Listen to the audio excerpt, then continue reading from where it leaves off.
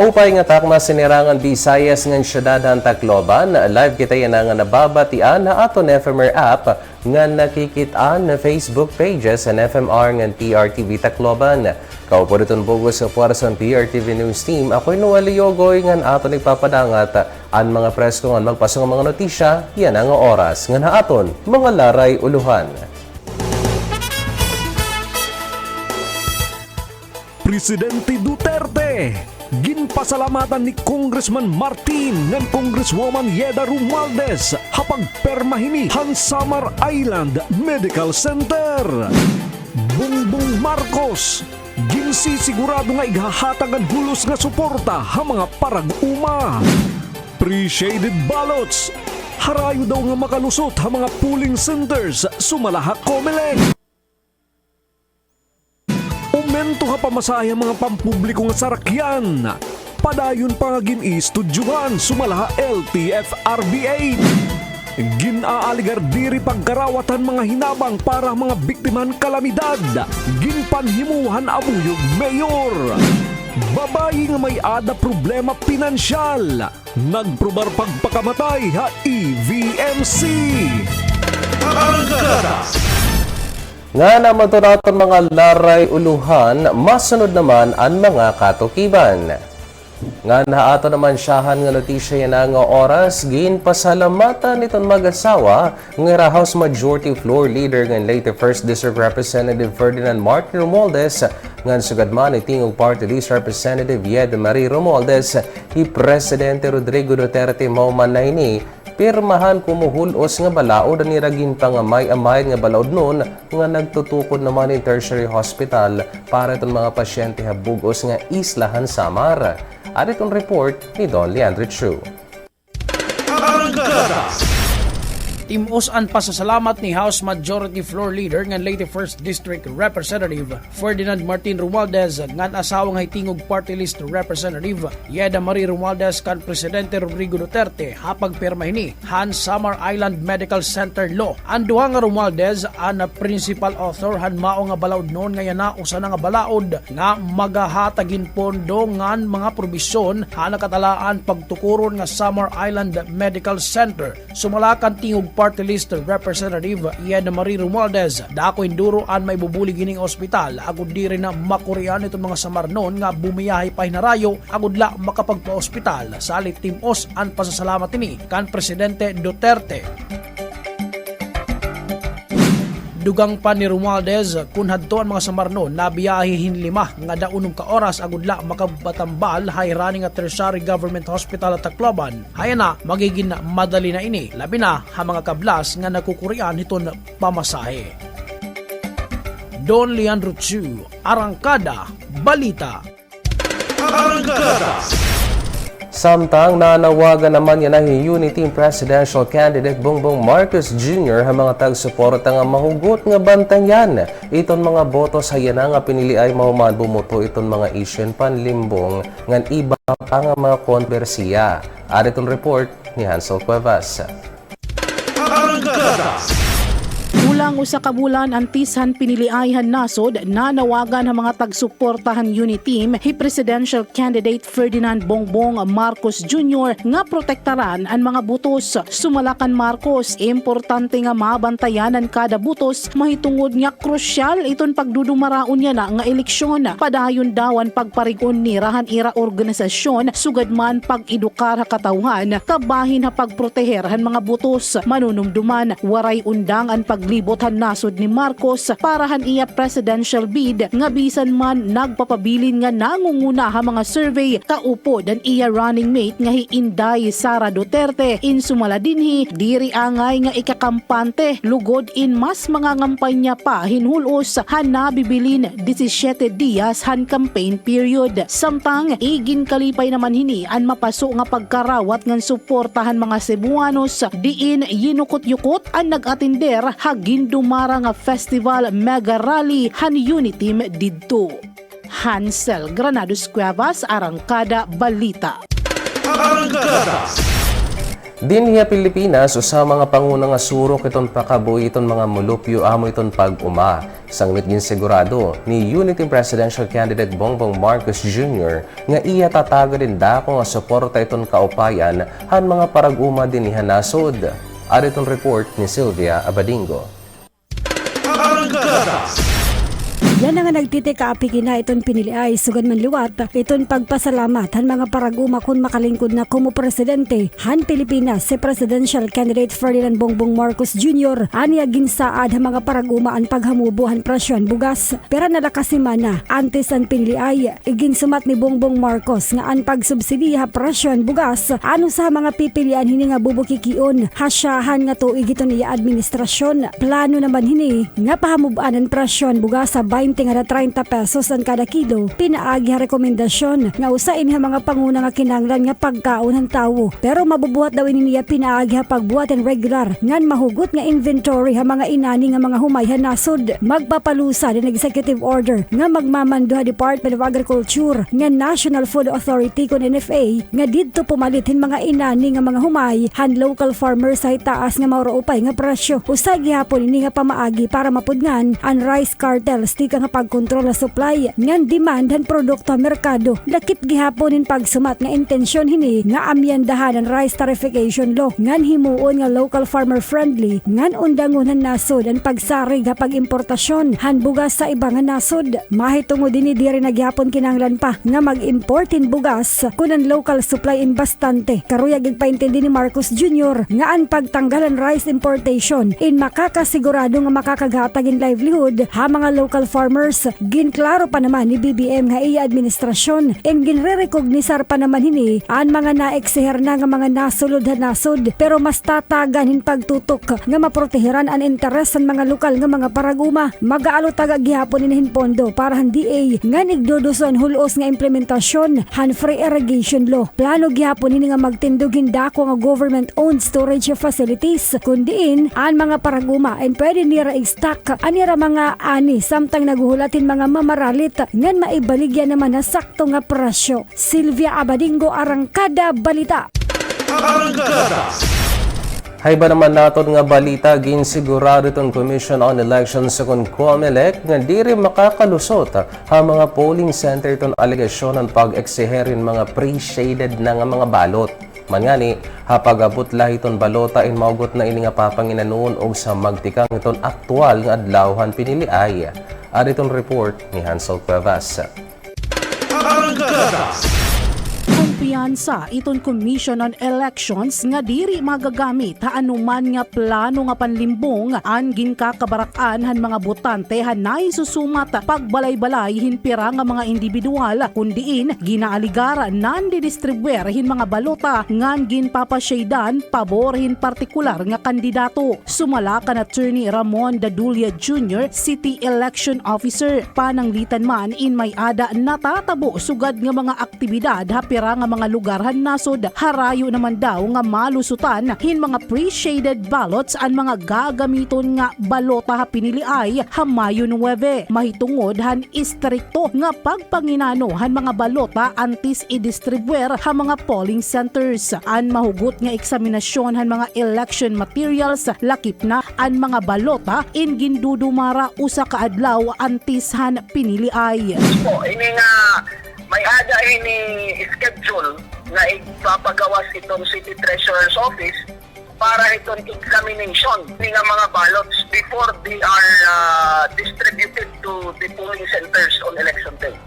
Kung itong election day is Mayo 9, usually dida itong Mayo 8, at aton mga poll workers gintatagan inihin igayon nga mag-examine iton quantity, iton physical appearances ini nga mga balot. So dida pala niya gayon makikita ta kung tuod bagot nga may ada mga pre-shaded balot. Kampante man ang opisyal kasumpayhan mga pre-shaded ballots ginaghat naman liwat hini ang mga botante nga maging mapanginano gihapon ha igahatag nga balota ha adlawhan pinili ay pananglitan man daw in makaobserbar hin anuman nga anomalya ha ira mga balota in dayon i-report ha poll worker sa kada tag sa presinto. Voting centers mismo mismo, pag nakita ito natin mga butante nga pagdulhan ay itong balota nga may ada na mga pre-seeded ballots, then mismo it kumiyos in pag-apprise itong mga poll workers na ano ini nga kasugaran. Then ipa-note down diretso ha minutes or kung may mga lawyers available dito mismo, then do the proper legal remedy. Kapag kaya na aada na hapinal nga pagpangandaman ang COMELEC ha nagtitik-apiki nga adlawhan pinili ay ginuhulat naman na han City COMELEC ang pag-abot han election paraphernalias ha City Treasurer's Office nga anuman nga adlaw yan nga bulan imposible dumangat na ha syudad. Hansel Granados Cuevas, Arangkada, Balita. Samtang waray pa naman kasiguraduhan na pagkinaan ginpapangaro nga aumento pa masayo ng mga pagpubliko nga sarakyan. Igin sumari itong pamunuan ng Land Transportation Franchising and Regulatory Board Regional Office 8 nga padayong pamanggudin nga giniistudyohan. At itong report ni Jay Barion. Tungudhan pa dayon nga paghinitaas han presyon produkto petrolyo, damo na gud iton mga naaraba nga drivers han mga pampubliko nga sarakyan hariyon 8. Salit hugot ang panawagan han mga ini ngadto hamang gintutungdan nga panginanuho naman iton ira sitwasyon. Ngani usan hini nga ginpaplano han pera nga PUV drivers ang pagdumara hintigil pasada ngan magrally han mga kalsada ng syudad, pagpakita ni resentimiento ang gobyerno tungod han diri na gud maupay nga epektuhan waray wantas nga pag-inumentohon ha presyon gasolina. Labot la hugot gihapon iton ira panawagan ha LTFRB paran kadugangan nga aumento liwat ha sukutan pamasahe. Pero sumalakan Veronica Ripusar, Transportation Development Officer 2 LTFRB 8, antis ini mahipatuman kinhalan anay nga magpetisyon an mga drivers paran ira ginre-request nga aumento. Pwede hira magpadarahin ira petition. Pero ito nga petition liwat i-forward laliwat ito namon, endorse namon ito nga to central office, kay central office amo it mag-decide kung kinahanglanon ba dinha aton. Pero yan na, may na daw maginbubuhat nga hearing habot nga LTFRB ngan pera nga drivers ug operators san mao nga dapit para hini nga fare increase. So baga until now ongoing pa ito nga mga hearing, kay di man lang ito makakausa gini hearing, kay damo man gihapon ito king ko consider. So naguhulat laliwat kami dinhi. About titulot nga kuan pamasahe, in fact hataas nga nit pamasahe din ha aton kay ang nga haras nga tanan kay di ba naging kris kita kay tungod nga 50% la an aton capacity. Yan nga nagbalik na 100%, di rigad adahera malulugi kay 100% na good tapos waray pa magbalik ang pasahe, waray pa ibalik ang pasahe ha normal nga kuan. Adi lagi hapon kita ha minimum nga 9 pesos which is had to 7 pesos la ito. Jay Barion, Arangkada, Balita.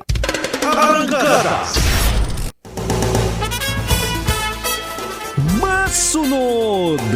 Ginaalgar diri pagkarawatan mga hinabang para mga biktimahan kalamidad. Ginpanhimuhan abuyog mayor. Bantayi ang katukiban na pagbalikan. Arangkada Balita. Hapagbalik naman hiton aton mga notisya yan nga summer season ingin lalo na ang posible nga paghurak han mga sakit nga duro iton mahugaw nga tubig nga kontaminado naman nga mga pagkaon. Kasumpainin mahugot nga gibabantayan itong City Health Office itong mga kaso han acute gastroenteritis sa syudad ng Tacloban. Ad itong report ni Sarah May Artiaga. Kasumpay itong pagsulod ng summer season, damo nga mga sakit itong posible bumuthoin nga panahon, labot lahan COVID-19 o sa mga ginbabantayan ni nahan Tacloban City Health Office ang pagdamo liwat haton mga nagkakamay-ada acute gastroenteritis ngan diarrhea cases. Sumalamanggod kan Dr. Gloria Fabregas, tagmanguluhan City Health Office han syudad, kinahanglan magin mabinantayon nga tanan ha mga ginkakaon nga pagkaon, sugad man siguraduhon gihapon atun surukan tubig nga gin nagiinom. Ingat-ingat lang po tayo doon sa ating mga kinakain, tsaka yung tamang food preparation kasi madaling mapanis pag mainit.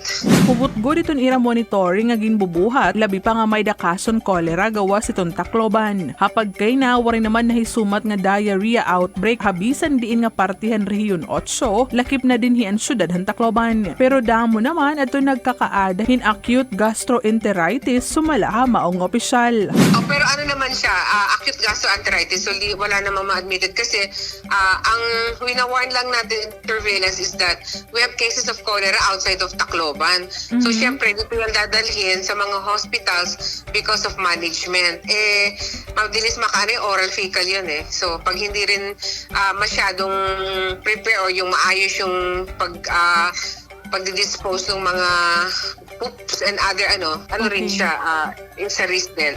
Kaurugan naman nga nagkakaada hiniin mga kabataan pero diri gihapon talwas hini nga sakit adton mga kalagsan tungod nga basar haira datos may dagihapon mga kalagsan nga nagkakasakit na hini. Salit sagdon niya na ni Fabregas sa publiko nga permigud maguhugas iton kamot sanungan kahuman kumaon tungod nga diri la COVID-19 ito na iwasan hini pati nagihapon atong diarrhea ngan gastroenteritis. Pinaka-best is of course washing of hands is very important. Tapos proper food preparation. Yun talaga yung proper food preparation. Hindi pwede lang dyan yung Kasi before and after using the restroom, you have to wash your hands talaga. Kasi oral fecal nga yung karamihang Samtang ginpapag-ikmat gihaponan nga tanan mga giniinom nga tubig, labi na yan nga kahuman pala hiton bagyo, diin posible kontaminado yung bakterya aton mga surukan tubig nga giniinom, salit ginsasagdon yan ang pagpakaladkad han tubig inumon, agud makaiwas sa mga waterborne diseases. Sarah May Artiaga, Arangkada, Balita. Tarihas naman iton mga legasyon igin doon iton alkalde na Buyog Leyte nga waray hini balabgi iton pagpadangatin tambulig tikang hayba pa nga mga lugar ngan sugad man mga organisasyon para mga mulupyo iton bungtong nga nadarahigan na naglabay nga Bagyo Agaton. Aditong report ni Sylvia Abadingo. Din panimuwa ni Abuyog Leyte Mayor Limuel Gintraya ang mga nagkakagawas nga mga negatibo nga isyo kabahin iton ginaaligar nga pagbaribad o diri pagkarawat hinin food packs o relief goods ti kang mga good Samaritan kundi karuyag hiniani nga ig-agiha era Relief Operation Center. Karuyag man gud ni Traya nga diri dayon ig-direktaan ay high evacuation center so ikadta mga nabiktimahan Bagyo Agaton kundi ig-koordinar anay haira para diri makarag iton era iginhahatag ilabi na kon ready to eat na mahitungod nga kakaduro-doble ini, ani ba nagpapanus na la. Na timing la, nga Tuesday, okay ng panahon, lumusad ang iba, siguro kalalakinan, pati hiya, kay nagkuhahin liwanan, ng era family, nagkuhahin mga lutoon, amo na sabtan, based na akong pakian interview kan mga taga-barangay na timing good lang tira. Koordinasyon ang ginaaruhan amayan bungto para magsarahi dan nga tanan nga mga biktimahan agaton mahitungod nga may dapira nga mga barangay nga nagduduro-doble na ayuda may daliwat barangay nga waray papaghinga dayihin bulig. Siyahan naton siyempre kinanglan naton alagyan mo nira kay nag-butang kita hin time frame na dapat ini nga evacuation nga taga-barangay Pilar tungod kay waray na nira uulian. It maximum nira nga time nga pagstay ha evacuation center must be 3 months only. So within 3 months ang aton opisina maniniguro nga dapat makatukod na hinira temporary shelter. Igindigon hini nga pwede mismo ang nagdunar ang magduhol personal ha lugar nga gintudlok mismo ang Relief Operation Center. Anira la daw in pabuligon hira hapag desider kundi in po pwede pa nga mga lugar ang nanginginahanglan pahin ayuda para waray uba-ubahay ngan ma-manage in sakton mga bulig nga igin papadangat ha ira bungto. Lakip gihapon hin pagklaro nga diri naman daw ini may kukonsidera nga namumulitika. Mahitungod nga trabaho daw ini niyangan panginanuon ngan siguraduhon nga waray magugutom nga tiyan ang kada mga biktimahan kalamidad mahitungod nga hasta nga waray papinliay hiya pa daw iton amayhan bungto nga manginginano iton iyan na sasakupan. Sylvia Abadingo, Arangkada, Balita. Agod naman nga mabuligan itong mga biktimahan Bagyo Agaton na Abuyog Leyte mga mawara iton ira kahulop ngan pagkabaraha durot naman itong kalamidad in nagdumara ang DOH and mental health status assessment ngan grief counseling labi na itong mga namatayan ang ira mga miyembrohan pamilya. Aditong report ni Sarah May Artiaga. Mahumanan pirakadlaw tikangan maglasurbo Bagyo Agaton Habaybay City, Abuyog, Leyte ngan iba pa nga mga lugar. Dayon naman nga nagdumarahin mental health status assessment ngan grief counseling and mga tinaglawas sa Department of Health ha mga biktima hini nga bagyo ha Abuyog, Leyte. Ha pangunguna ni DOH 8 Mental Health Program Coordinator Winnie Dorego, kaupod ang pirang mga psychiatrist usa nga essential mental health intervention, psychoeducation ngan advocacy ang dayon nga ginbuhat ang grupo para ngadtuhan mga pamilya nga duro na apektuhan ng babaha ngan landslide. Aton mga kalagsanin dayon nga nataganin psychosocial support and processing, samtang aton mga kabataan naman ingin papagpartisipar ha usa nga aktibidad nga gintatawag nga expressive arts. Nabaruan manggod ha mga sugadhini nga kalamidad, labot la mga propiedad, labi naton mga nawad-anin mga hinigugma kinabuhi, in nanginginahanglan gud taganin atensyon, labi na ha mental nga aspeto, tungod nga usa nga proseso iton pagkarawat hantig da nga pagkawarahan mga panimalay, labi naton mga kaoropdan ngan mas kinahanglan nga maipagawasan ira mga pinanaabat nga kahadlok ngan trauma ha na eksperyensyahan durante nahitabo nga bagyo, agud diri ini magbalik-balik ha ira mga hunahuna ngan dayon otro makatindog han ira mga kinabuhi. Sarah May Artiaga, Arangkada Balita. Ginkumpirma naman itong Office of the Civil Defense nga iginundang na itong mga ginlansar nga search, rescue and retrieval operations sa mga lugar nga nadarahigan itong landslide nga durot na naglabay nga Bagyo Agaton. At itong report ni Jay Barion.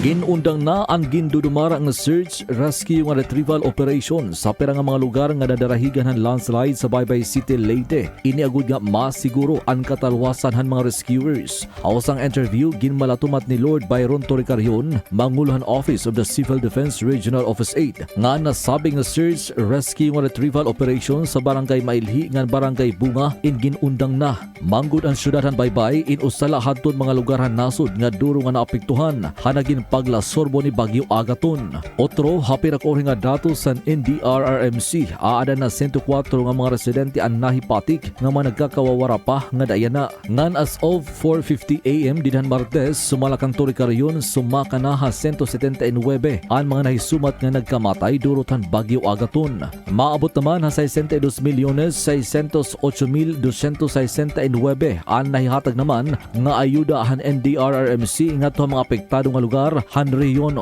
8. Jay Barion, Arangkada Balita. Kasunod naman ito nakatalaan nga panhatag itong booster shot ng mga kabataan nga nakakompleto na siyan nga ikaduha nga bakuna kontra COVID-19 din niya Tacloban. Inanawagan naman itong City Health Office sa mga kaganak nga mag-angan-angan lang kung saan itong schedule. Ininmakitugod nga wari pa magud makarawat itong LGU ang guidelines tikang naman nakauluhan. At itong report ni Sarah May Artiaga.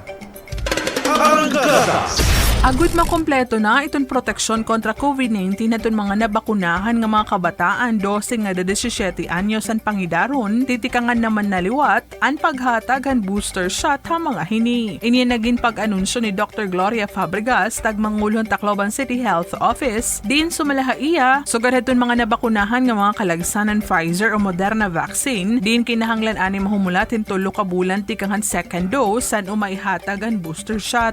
Mababaroan nga target manggod itong Department of Health nga maihatag ang booster shot sa pediatric yun nga bulan ng Abril o Mayo. Pero ginklaro naman ni Fabregas nga andam na hiram maghatag hin booster doses sini nga mga kabataan, ang problema lain kutob yan na waray pa may gimpapalusad nga guidelines sa DOH. Wala pa rin guidelines yung para booster. Kasi if there is a guidance, kasi we have to follow the guidelines precisely because we want to know that we want to make sure na we follow the Department of Health guidelines. Tungod nga Pfizer nga Moderna pala ang gintagan ng Emergency Use Authorization and Food and Drug Administration, amo lagi hapon ini nga mga brand and bakuna ang gagamiton para ira pagpapabooster. Samtang ginpapahinumdum na maluot ni Fabregas atun mga kag-anak nga posible ini na nga eligible group ang katapusan nga babakunahan kontra COVID-19 ngan waray pa naman nagawas nga mga anunsyo nga pati and 4 years old below nga mga kabataan in papabakunahan pabakunahan na gihapon kontra COVID-19. Lugod ginaaghat naman ni Fabregas ang mga ini nga voluntaryo na nga pabakunahan ang ira mga anak. Sarah May Archaga, Arangkada, Balita.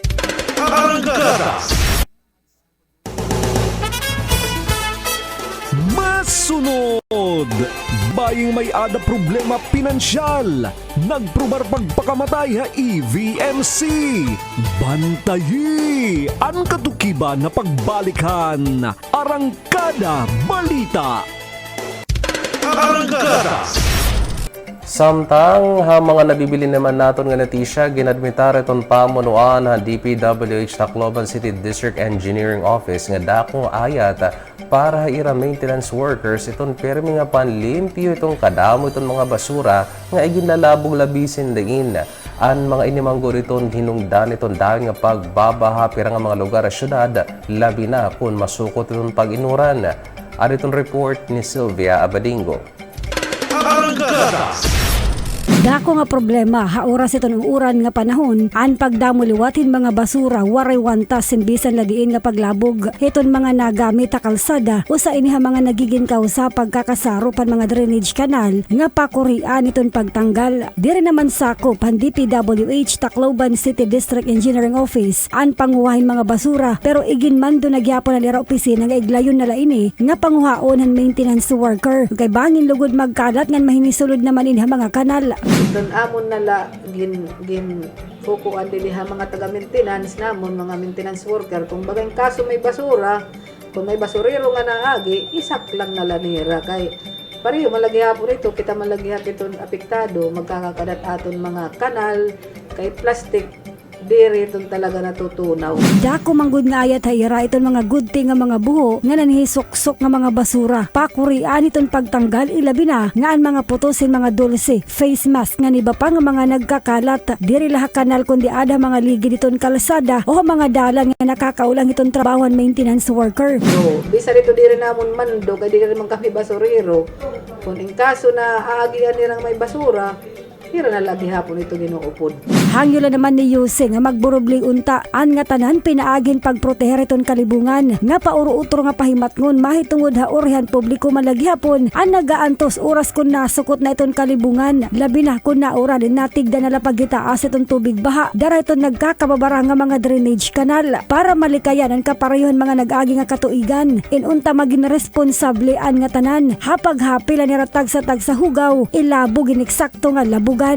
Sylvia Abadingo, Arangkada Balita.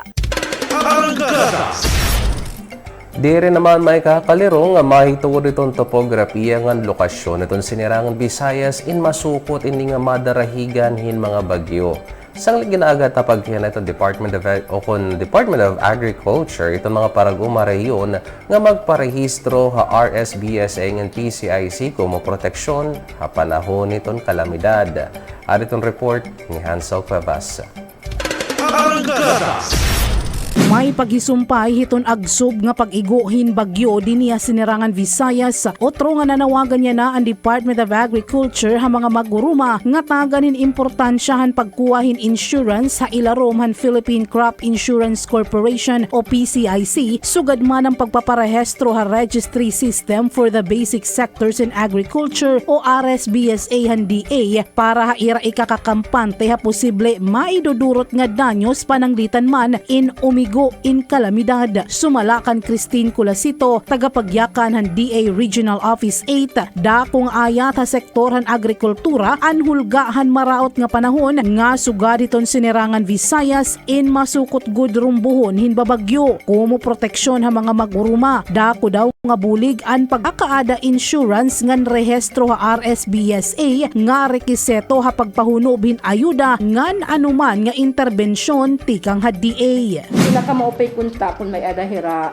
insurance, pinagyan Philippine Crop Insurance Corporation, ngan kung hirain nakarehestro, hailarom han RSBSA or an Registry Sector for Basic Services in Agriculture. Kay usa ito han requirement para maka-avail ka hin insurance ngan han iba pa nga mga interventions di kang Department of Agriculture. Agud naman nga makapagparehestro, kinahanglan lang nga makigsumpayan ang mga mag-uruma hakada tagsa Municipal Agriculture Office. Diri pala kaihahan maigo ang sinirangan Visayas han Bagyo Agaton nga nagdurot hin milyon-milyon nga danyo sa mga humayan, maisan ngan iba pa nga pananuman. Nag-alutaganahin pondo ang ahensya para hapag-ayuda han maabot 3,000 nga apektado nga mga mag-uruma nga kundiin prioridad matagan in adton nakarehestro ha ilarom han RSBSA. Dadagan kita ito mahatag. Ang importante nga hira iton makaparehestro, hira iton apihan listahan han municipal agriculturist, didahan ira tagsa-tagsa nga mga lugar. Kaya ang amon opisina nabas sila kami han ginahatag nga listahan tigang ha municipal agriculture. Hansel Granados Cuevas, Arangkada Balita. Kasunod naman ito naging pag-arangkadan limited face-to-face classes ng mga pampublikong eskwelahan yan nga tuig. Iniging pasabot naman itong Department of Education ang petsa para itong pag-abre naman ang school year 2022 to 2023. At itong report ni Jay Barion. Igin pagawas na ang Department of Education DepEd aniragin pa plano nga petsa hiton ira pag-abrihan klase para school year 2022-2023. Sumalakan Education Undersecretary Diosdado San Antonio habulan han Agosto 22, 2022. Posible nila abrihan ang school year na maghuhuman naman habulan han Hulyo 7, 2023. Nabaruan nga panuyuhin nga pitad inagud mas damo pa nga mga education institutions sa nasod ang makapartisipar nga makapagbuhatan ira limited in-person classes, ipinaghabulig ang tinatawag nga remote learning. Manggod na maabot na bulan han Hunyo 24, ingin lalauman naman nga mahuhuman ang presente nga school year 2021-2022. Ngani kun manunumduman, didalhan na kalabay nga adlaw agin anunsyohan buhatan han edukasyon nga ira plano ipatuman ang face-to-face classes, butang nga ginsuportahan naman ini ni Presidente Rodrigo Duterte. Ginsiguro naman han DepEd nga hulos ang ira kaandaman antis paman nga iniin mahipatuman labi na nga padayon lagi hapon kita nga naatubang han COVID-19 pandemic. Jay Barion, Arangkada Balita. Arangkada Police Report. Samtang malin ang puso naman nga nataluwas itong mga nagresponde ng mga otoridad na sa nga babae nga nagprobar pagpakamatay EVMC. Naisabutan nga may na problema pinansyal amo itong inungdanan iya hulga nga pagpapakamatay. Aditong report ni Dan Kerkes. Nagprobar pagpakamatay ano sa nga 43 anyos nga babayi nga ginkilala ka na Criselda 5 kaninahan alas 6:53 han aga didto ha EVMC han Barangay 93 Bagakay han Syudad ng Tacloban. Sumalahan Deputy han Police Station 2 han Tacloban City Police Office nga ang biktima in may daging kakaatubang nga problema pinansyal para makagawas ang iasawa nga pasyente han nasabing ospital. Ang iya ni asawa baga mentally challenge naginom po na yun in pesticide. So, definitely, gin-admit ini. Gindara hospital na admit. Natendera niya natin hospital. Tapos, kakulop supposedly, magawas na era. Baga may dala ini kulang ng mga credential. Baga warin nila pagkakagprasi siguro dito na malasakit center para mabuligan. So, napinding ini era kagawas. Kagabi ko, nagihapon sa rin natin investigador. Baga nagka-aday na ng delito niya asawa. King kastigo ko na yun nga babae. So, kanina na aga. Nagsaka na ini. Dugang pa ni Amistoso nga dayon ini nga ginrespondihan nira kaupo ng BFP ngan ginkumbinser ini nga lumusad ngan diri igpadayon ang plano hini nga pagpapakamatay. Ginkumbinser ini nga lumusad na la kun amo imo problema bubuligan ka man namon kun amo ito'y barayad. At the same time anialaw din bibili nga bugto ginkadto ini ha palanog pagulpot ngadto pagkita ini niya bugto baga na kumbinser na ini baga lumakat na idang canopy gimbuligan liwatan natong pulis para makalusad iya. Kinalsay ni ngadtohan may bintana tapos madto yan naging safe na. Gintubyan naman ang biktima ngadtohan attending physician han maong hospital agud matagaan hin medical nga atensyon. Dan Kirkrikiaz, Arangkada Balita. Arangkada Weather Update. Samtang ato naman kumustahon itong lakat ang aton panahon ipinaging 24-hour public weather forecast tigang hapagasa. Padayon lagi hapon nga nakakaapekto habugos nga naso diton easterlies. Padisan gihapon iton presensya pan mga localized thunderstorms in magkakamiadan usahay nga madampog nga kalangitan nga may da mga puro-puro nga mga pag-urano pagdalugdog ngan kikilat an Metro Manila ngan iba pa nga dapit iton nasod.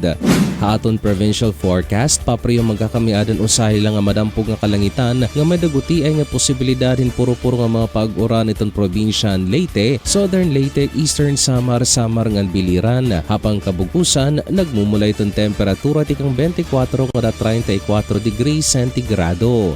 Dini naman na siyudad ng Tacloban padang kita nga magkakamiadan usahay lang nga madampog nga kalangitan nga may dahibubo nga posibilidad din puro-puro nga mga pag-uran. Gimbabana itong pag-asa nga magpapabilin ini nga kahimtang itong panahon tubtub nga na itong Domingo nga adlaw. Hapag kaya na nagmumulay na itong temperatura tikang 25 kada 32 degrees centigrado. Nga naman to ang naging kabugusan na natin mga notisya yan ang oras para naman itong kadugangan ng mga impormasyon ng mga balita bisitahalan ng itong Facebook pages ng FMR ng TRTV Tacloban. Pwede gyapon niyo i-download na natin FMR app ang Google Play Store para itong mga Android users. Nga available na gihapon itong arangkada ha YouTube. I-search na niyo yung TRTV News o kung TRTV News Tacloban, i-like ito, mag-subscribe na nga, ni-click ito notification bell para naman maging updated ito na aton mga pinakabagong mga videos. Nga nangaran naman itong bugos nga PRTV News Team, ako naman ni Noel Yogoy, da mga salamat nga maupay nga takna haaton nga tanan.